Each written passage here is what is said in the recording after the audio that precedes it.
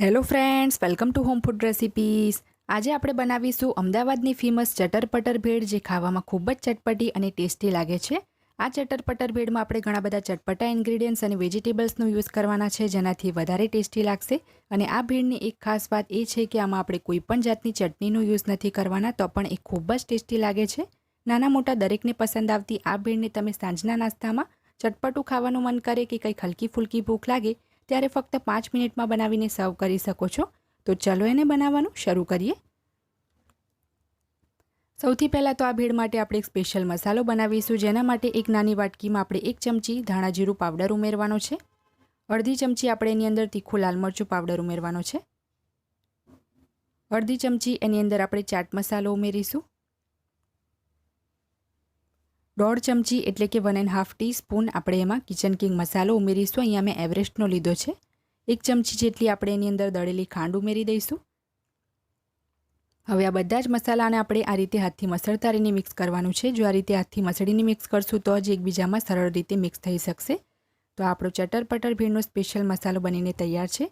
હવે આપણે એને સાઈડ ઉપર મૂકી દઈએ અને એક બાઉલની અંદર આપણે સૌથી પહેલાં એડ કરવાનું છે 200 ml વાળું 1 કપ ઝીણું સમારેલું કોબીસ, જે ગ્રામમાં 55 ગ્રામ જેટલું છે.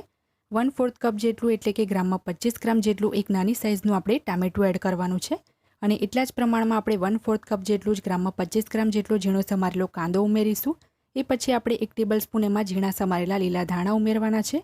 અને ફ્રેન્ડ્સ, એક ક્લિપ મારથી ભૂલથી ડિલીટ થઈ ગઈ હતી, જેની અંદર મેં 1 કપ જેટલું ગ્રામમાં 50 ગ્રામ જેટલું ખાટું મીઠું મિક્સ ચવાણું અને 10 રૂપિયાવાળું એક ટામેટાની વેફરનું પેકેટ એડ કર્યું હતું, જે ભૂલથી મારાથી ટુકડો ડિલીટ થઈ ગયો હતો. એ માટે હું માફી માંગુ છું. અડધો કપ જેટલી ગ્રામમાં 25 ગ્રામ રતલામી સેવ અને એટલા જ પ્રમાણમાં આપણે આલુ સેવ એડ કરી છે. હવે આપણે જે મસાલો બનાવીને રાખ્યો હતો એમાંથી આપણે ફક્ત 2 ચમચી જેટલો જ મસાલો અત્યારે એડ કરીશું. પછીથી જો ચાખીને જરૂર લાગે તો બીજો મસાલો એડ કરીશું. હવે એમાં અડધો નંગ લીંબુનો આપણે રસ નીચવી લઈએ. લીંબુના જે રસ બિયા હોય છે આપણે પહેલાં કાઢી લેવાના છે, પછી જ રસ નીચવવાનો છે. હવે એમાં આપણે કોઈપણ જાતની ચટણી એડ નથી કરવાના, એટલે ફક્ત 2 ચમચી જેટલું એમાં આપણે આ રીતે પાણી એડ કરીશું અને બધું જ આપણે હાથથી તોડતા રહીને હળવા હાથે મિક્સ કરવાનું છે, જેથી જે ટામેટાની વેફર આપણે એડ કરી છે એ તૂટી જાય.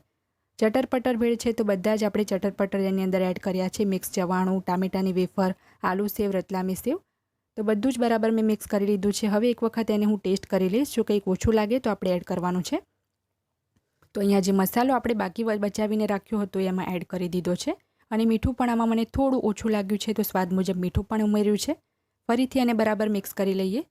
જે ગલતીથી ટુકડો મારાથી ભૂલથી ડિલીટ થઈ ગયો હોય તો એ માટે હું ફરીથી માફી માંગુ છું. એ જગ્યા પર 1 કપ જેટલું ખાટું મીઠું ચવાણું આવે છે એ એડ કરવાનું છે. મેં પાર્લેનું ચવાણું એડ કર્યું હતું અને 1 પેકેટ જેટલી ટામેટાની બાલાજીની વેફર એડ કરી હતી. અને બાકીના ઇન્ગ્રીડિયન્ટ્સ તો તમે વિડીયોમાં જોઈ જ લીધા છે.